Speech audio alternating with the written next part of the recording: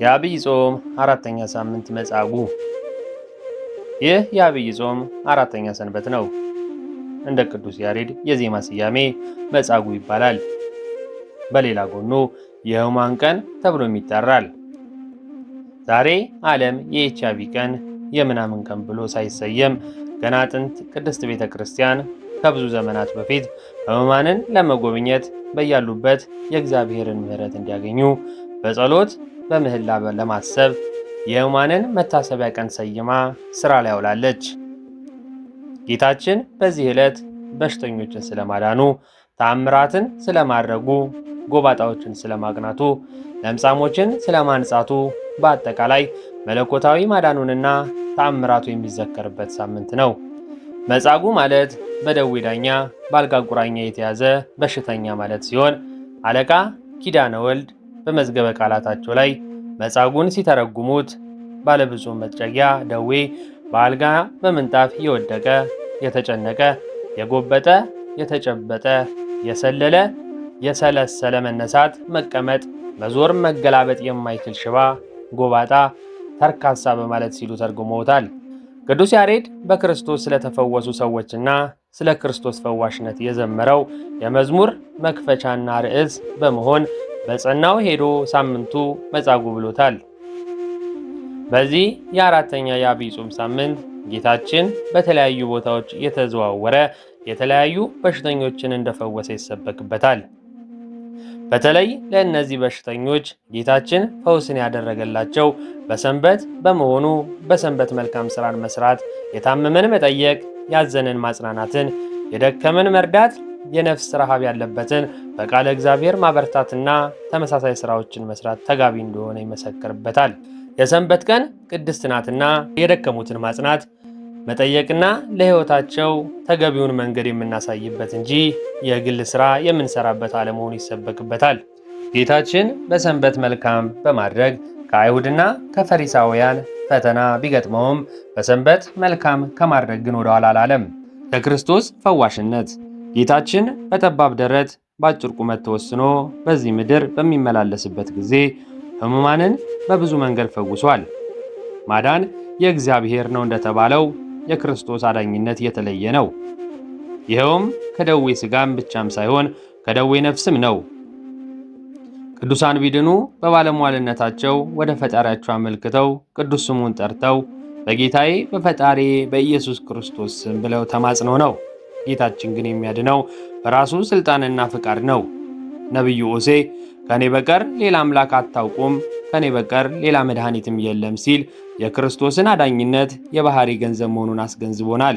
ማዳን የባህሪው ገንዘብ የሆነ ጌታችን ኢየሱስ ክርስቶስ ሕሙማንን በሦስት መንገድ ፈውሷል። ይኸውም አንደኛ በቃሉ ፈውሷል። ጌታችን በእስራኤል ምድር እየተዘዋወረ በሚያስተምርበት ወቅት በአንድ የአይሁድ ክብረ በዓል ላይ በመገኘት ወደ ኢየሩሳሌም ቤተ መቅደስ ሄደ። በቤተ መቅደሱ አካባቢ የበጎች በር ተብሎ ይጠራ በነበረበት ስፍራ አጠገብ ቤተሳይዳ የሚባል አንድ ጠበል ቤት ነበረ። በዚህ ጠበል ቤት 38 ዓመት በአልጋ ላይ ሰውነቱ ልምሾ ሆኖ ታሞ የሚኖር ሰውም ነበር።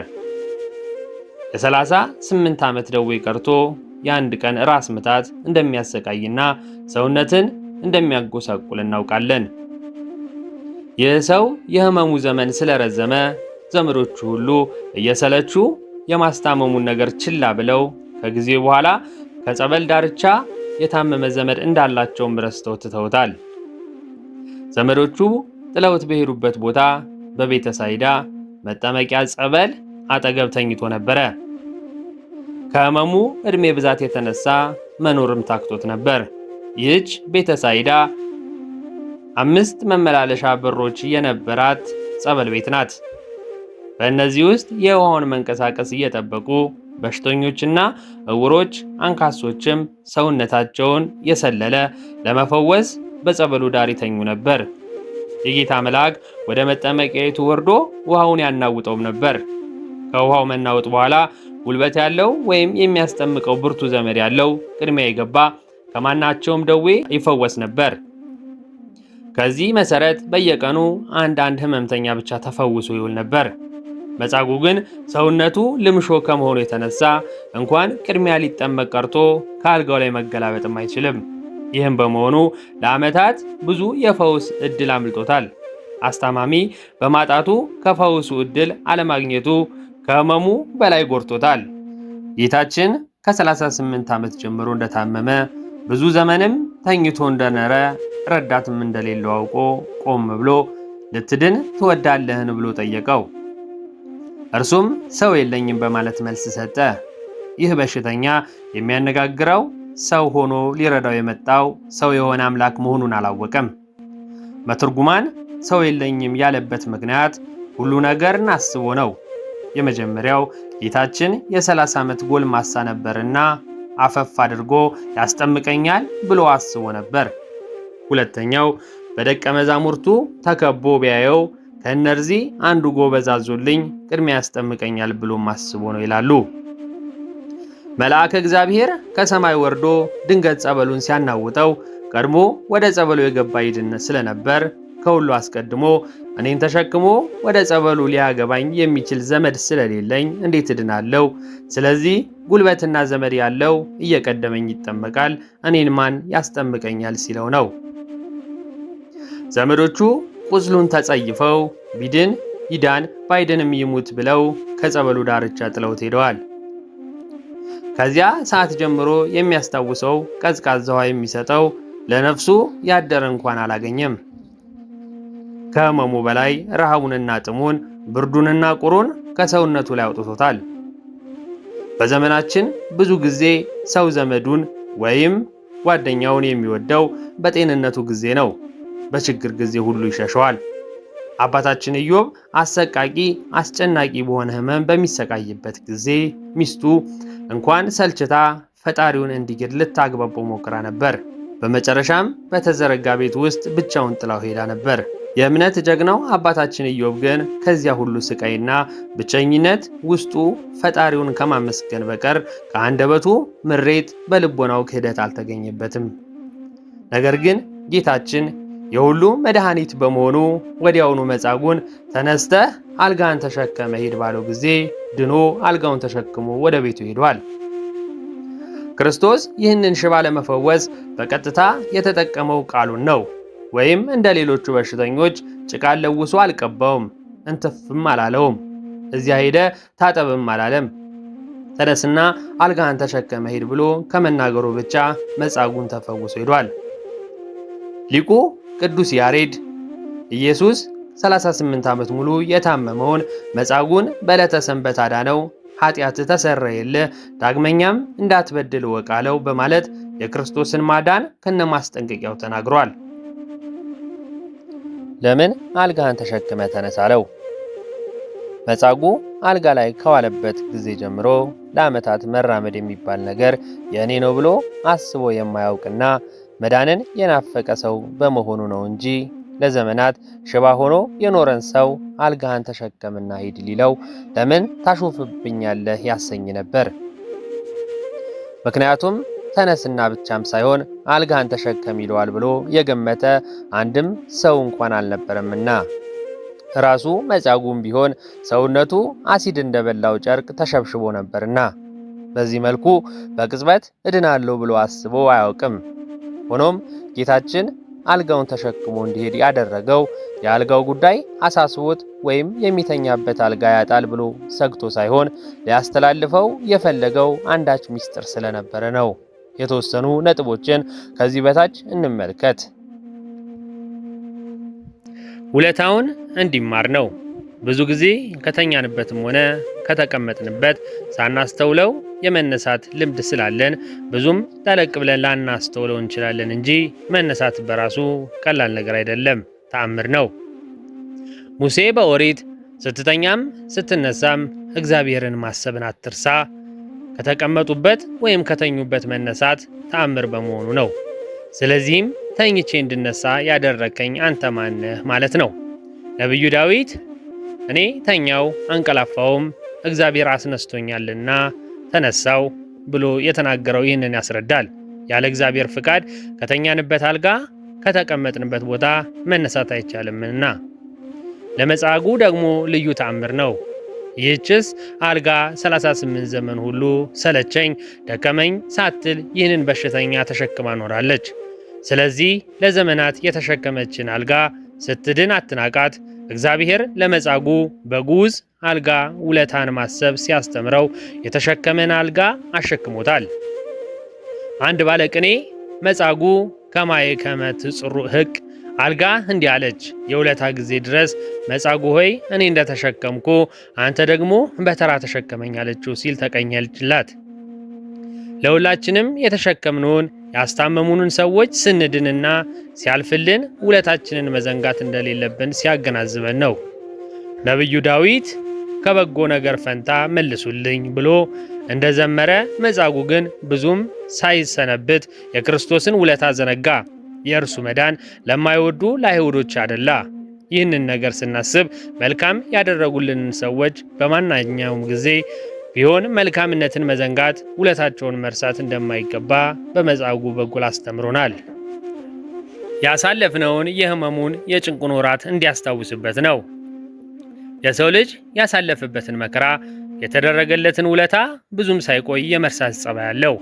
ነቢዩ ዳዊት ታላቅ ነገርን በግብፅ ድንቅንም በካራን ምድር ግሩም ነገርንም በቀይ ባህር ያደረገላቸውን ያዳናቸውን እግዚአብሔርን ረሱ ብሎ እንደተናገረው እስራኤል ዘሥጋ ምነው ባልተፈጠርኩ እያሉ የተወለዱበትን ዕለት እስኪራገሙ ድረስ ሰው መሆናቸውን ረስተው በተገኙበት እየረገፉ ከሚሰቃዩት ከአስከፊው ከግብፅ ባርነት በአምላካዊ ቸርነት በብዙ ታምራት ነፃ ከወጡ በኋላ ተስፋ ከሚያደርጓት አገራቸው ሳይገቡ ገና መንገድ ላይ ያሉ የአምላካቸውን ውለታ ረስተው ምግብ አልጣፍጥም በሚል እርካሽ ትንሽ ምክንያት በፈጣሪያቸው ላይ አጉረምርመዋል። ጣዖትንም አመለኩ። ፈጣሪያቸውም አዝኖባቸው ከበረሃ ተናዳፊ እባብ አስነስቶባቸው ፈጃቸው። ከሞት የተረፉትን ሕዝብ በድለናል ብለው ወደ እግዚአብሔር በጮኹ ጊዜ በሙሴና በአሮን ጸሎት እንደገና ታርቋቸዋል። ስለዚህ ጌታችንም መጻጉዕ አልጋን ተሸክመ ሂድ ያለው 38 ዓመት የተኛበትን አልጋ ባየ ቁጥር የመከራውን ወራት የክርስቶስን ካህሊነት እንዲያዘክር ነበር። እርሱ ግን ብዙ ሳይቆይ የተደረገለትን ውለታ ረስቶ ካደ። መካድ ብቻም ሳይሆን ያዳነውን ጌታ ባዳነው እጅ መታው። ስለዚህ እኛ የእግዚአብሔር ውለታን መዘንጋት መጻጉዕን መሆንን እንድንገነዘብ ነው። ቀሪ ንብረትን ይዘ ሂድ ሲለው ነው። ለመጻጉዕ የቀረችው ብቸኛው ንብረት አልጋው ብቻ ነበረች። ዘመዶቹ ለዘመናት መፈጠሩን ረስተውታል፣ ክደውታል። ይሙት ይኑር የሚያውቁት ነገር የለም። ስለሆነም 38 ዓመት ያስታመማቸውን ብቸኛ ዘመዱን አልጋውን ትተው እንዲሄዱ ጌታችን አልወደደም። ስለዚህ አልጋን ተሸክመው እንዲሄድ አዞታል። ለጊዜው አምላካችን ኢየሱስ ክርስቶስ ለመጻጉዕ የዋለው ውለታ ፍጹም መሆኑን ለመግለጥ ነው። እንኳን ጤናህን ቀርቶ የነበረችን ንብረትንም ሳይቀር መለስኩልህም ሲለው ነው። ሚስጥሩ ግን ንብረታችንን እንዲት ብትሆንም እንኳን ያችን እንደሚያከብርልንና ከነበረን ንብረት አንዲቱንም ቢሆን እንደማያጎርልብንም ሲያስተምር ነው። ድህነቱ ፍጹም ታምራዊ መሆኑን ለመግለጥ ነው። በፈውስ ሥርዓት ውስጥ ሁለት አይነት የፈውስ መንገዶች አሉ። እነዚህም ሂደታዊና ታምራዊ በመባል ይታወቃሉ። ሂደታዊ ፈውስ የሚባለው በጤና ባለሙያዎች አማካኝነት የሚሰጠው የፈውስ መንገድ ሲሆን ይኸውም ፈጣሪ በሰጠን ጥበብ ባዘጋጀልን የተፈጥሮ መድኃኒት ተጠቅመን ቀስ በቀስ በሂደት ራሳችንን በራሳችን የምናክምበት ወይም የምንፈውስበት መንገድ ነው። ተአምራዊ ፈውስ የሚባለው ግን ቅጽበታዊና ከሰው አእምሮ በላይ በሆነ መንገድ የሚፈጸም ፈጣን የፈውስ መንገድ ነው። በዚህ አንጻር ጌታችን መጻጉዕን 38 ዓመት ከተኛበት አልጋ ከእንቅልፉ እንደሚነሳ ጎበዝ አርበኛ ምር ብሎ እንዲነሳ ካደረገው በኋላ አልጋውን እንዲሸከምም አድርጎታል። ይኸውም ፈውሱ ፍጹምና ታምራዊ መሆኑን ለማስረዳት ነው። መጻጉዕ እንኳን ተነስቶ አልጋውን ሊሸከም ቀርቶ ከተኛበት መገላበጥ የማይችል በከፍተኛ የአልጋ ቁራኛ ውስጥ ይሰቃይ የነበረ ጽሙ ታማሚ ነበር። ሰውነቱ እሳት እንደነካው ላስቲክ ተኮማትሮ 38 ዓመት ሙሉ የሚያገላብጠው አጥቶ የተኛበት ጎኑ ቆስሎ ቆዳውም ተገልብጦ አጥንቱም ተግጦ በብርቱ ስቃይ ውስጥ በነበረበት ሰዓት በቅጽበት ኃይል አግኝቶ ሰውነቱ ታድሶ አንድ ቀን ታሞ እንደማያውቅ ጎልማሳ ሰው የብረት አልጋ ተሸክሞ መነሳቱ የክርስቶስን ከሃሊነት ኃይል በመግለጥ ያስረዳል። በታሪኩ በዚህ መልኩ የዳነ ሕመምተኛ ያዳነም የጤና ባለሙያ የለም አይኖርምም። ስለዚህ ፈውሱ ተአምራዊ መሆኑን ለማስገንዘብ ጌታችን መጻጉዕን የተኛበትን የብረት አልጋ እንዲሸከም አድርጎታል። የመጻጉዕ ምስክርነት እንዲታወቅ ነው። ጌታችን ኢየሱስ ክርስቶስ መጻጉዕን በተኛበት ፈውሶት አልጋውን ጥሎ ሹልክ ብሎ እንዲሄድ ቢያደርገው ኖሮ አይሁድ የዚህን ሰው መዳን የማወቅ ዕድል አይኖራቸውም ነበር። የመጻጉዕም እምነትም ሳይፈተሽ እንዲሁ ይቀር ነበር። ምክንያቱም መጻጉዕ በሰንበት አልጋውን በመሸከሙ ነው ማን እንዳዳነውና እንዴት እንደዳነ በአይሁድ ዘንድ ጥያቄ የበዛበትና ለክስም የቀረበው። መጻጉዕ አልጋውን ተሸክሞ ባይሆን ኖሮ አይሁድ በጸበሉ ከተፈወሱ ሕመምተኞች እንዳንዱ ቆጥረው ተአምራቱን ላለመቀበል ምክንያት የሚያገኙ ነበር። መጻጉዕ በሰንበት አልጋ ልትሸከም አይገባህም ተብሎ ባይከሰስ ኖሮ ላዳነው ጌታ የሰጠው ምላሽ አይታወቅም ነበር።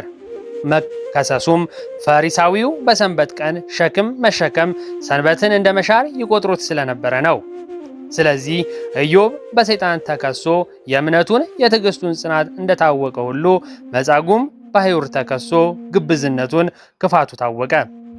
መጻጉዕ አልጋውን በመሸከሙ ማንነቱ ተለካበት፣ የክርስቶስም የማዳኑ ሥራ ታወጀበት። ስለሆነም አልጋህን መሸከሙ ተአምረ ኢየሱስ በአይሁድ ዘንድ ተነበበለት፣ የመጻጉዕ እምነት ተመዘነበት ማለት ነው። አደራዬን ተሸክመ ሂድ ሲለው ነው። ጌታችን ከአልጋው ጋር የምን አደራ ነበረው? ያሸከመውስ ያለን እንደሆነ የዚህ የከፋ እንዲያገኝ ዳግመኛ እንዳትበድል የሚል በዘባነ ልቡናው የአደራ ቃል አሸክሞት ነበር። አደራ የሚባለው አደራ ለሚያስፈልገው ነውና እናት ልጇን መልእክት ስትልከው ልጄ አደራህን እንዳትቆይ ቶሎና ካለችው ልጁ በዚህ በፊት ተልኮ ቶሎ እንደማይመጣና የመዘግየት ልማድ እንደነበረው ያሳያል። በዚህ አንጻር ጌታም ዳግመኛ እንዳትበድል ማለቱ ከዚህ በፊት መጻጉዕ መበደሉንም ያስረዳል። ቅዱስ ያሬድ የጌታን የአደራ ቃል ከወንጌሉ ጠቅሶ እንዲህ ሲል ዘምሮታል። ኢየሱስም በሰንበት መጻጉዕን አገኘው። ተነስና አልጋን ተሸከም፣ ኃጢአት ተሰርዮልሃል፣ ከዚህ የከፋ እንዳያገኝህ ዳግመኛም አትበድል አለው። መጻጉዕም ተነስቶ አልጋውን ተሸክሞ ወደ ቤቱ ሄደ በማለት በሰንበት የኃጢአት ስርየት አግኝቶ መፈወሱን ሊቁ ተናግሯል። በዚህ ገጸ ንባብ ውስጥ ልናስተውለው የሚገባው ነገር ጌታ መጻጉዕን ኃጢአት ተሰርዮልሃል ማለቱ እግዚአብሔር ሲፈውስ የሚጀምረው ኃጢአት ከማስተሰረይ በደልን ይቅር ከማለት እንደሆነ ነው። ስለዚህ ነው ቅድስት ቤተ ክርስቲያን እንድትፈወሱ መጀመሪያ ንስሐ ግቡ ብላ የምትሰብከው። እግዚአብሔር ኃጢአትን ይቅር ሳይል አይፈውስም። ስለዚህ ወደ ጸበልና ወደ ሱባኤ መሄድ ሲያስፈልገን መጀመሪያ ንስሐ ገብቶ መሆን ይገባል። የአንድ ክርስቲያን መሰረታዊ ጸጋው ምን እንደሆነ ሊቁ ሲናገር ጸጋ ማለት የኃጢአት ስርየት ማግኘት ነው በማለት ለክርስቲያን ትልቁና ጸጋና በረከት ስርየት ኃጢአት መሆኑን ተናግሯል። ነቢየ ዳዊት ሌላው ሰው በምሳ ላይ መክሰስ እንደጨመርክ ያህል ዳርቋት ነው። ሰው ኃጢአት ተሰርዮለታል፣ ከበደል ከራቀ ከፈጣሪው ከታረቀ ሌላ ሁሉ ይጨመርለታል። መጻጉዕ ግን ከተጣበቀበት የአልጋ ቁራኝነት ጌታችን ኢየሱስ ክርስቶስን ቢያድነውም ለአይሁድ አለቆች ባዳነው እግሮቹ ሮጦ ሄዶ ስብቅ ሰራበት። ምስክር የሆነበት ዘንድ እነሆ ድነሃል፣ ከዚህ የሚብስ እንዳይደርስብህ ወደፊት ኃጢአትን አትስራ ብሎ ያስጠነቀቀውን ዘንግቶ ብዙ ሳይሰነብት በሰንበት ያዳነኝ ኢየሱስ ያ ነው በማለት የዳነውን በመክሰስ አሳልፎ ሰጠው። መጻጉዕ ሰውነቱ ቢድንም ልቡ ግን አልዳነም። ያዳነው ጌታን ለማመስገን ያልቻለ ውለታ ቢስ ነው፣ ያልታደለ ክፉ ሰው መሆኑንም ያሳያል። ክብርንና ደስታን ይዘ ተነስ ሲለው ነው። አልጋ የክብር የስልጣን የደስታ ምሳሌ ነው። አባ ጊዮርጊስ ዘጋስጫ ንጉስም በሚጠጣበት የወርቅ ጽዋ ሊጠጣ በወርቅ አልጋ ሊተኛ የንጉስ ልጅ ሊባል ነው ሲል አልጋ የክብር ምሳሌ እንደሆነ ይነግረናል። ነቢዩ ሕዝቅኤልም ዓይኖችንም ተኳልሽ ጌጥንሽንም አጌጥሽ፣ በክብር አልጋ ተቀመጥሽ ሲል ስለ እስራኤል ክብር ተናግሯል። መጻጉዕ ለ38 ዓመት ያህል ሰብአዊ ክብሩ ተረስቶ ከሰውነት ተራ ወጥቶ በሐዘንና በለቅሶ ሲኖር ጌታ ያለምንም ቅድመ ሁኔታ ሳያንገላታ፣ ደጅ ሳያስጠና፣ ገንዘብ ሳያስከፍል አልጋን ተሸክመ ተነስ ማለቱ ሰብአዊ ክብሩን ይዘህ ተነሳ፣ ነፃነትን፣ ደስታን ተሸክመ ተነሳ ሲለው ነው። ከእንግዲህ በኋላ ያለ ሰው እርዳታ በራስ የመኖር ስልጣን ሰጠው፣ ሰብአዊ ክብርህን መለስኩልህም ሲለው ነው። ጌታችን አምላካችን መድኃኒታችን ኢየሱስ ክርስቶስ ጾም ጸሎታችንን ይቀበልልን። በአምስተኛ የዐቢይ ሳምንት አጽዋም እስከምንገናኝ ቸር ያቆየን። አነሳስቶ ላስጀመረን አስጀምሮም ላስፈጸመን ለጌታችን ለአምላካችን ለመድኃኒታችን ለኢየሱስ ክርስቶስ ክብርና ምስጋና ይገባል፣ ዛሬም ዘወትርም ለዘላለሙ አሜን። ወስብሐት ለእግዚአብሔር።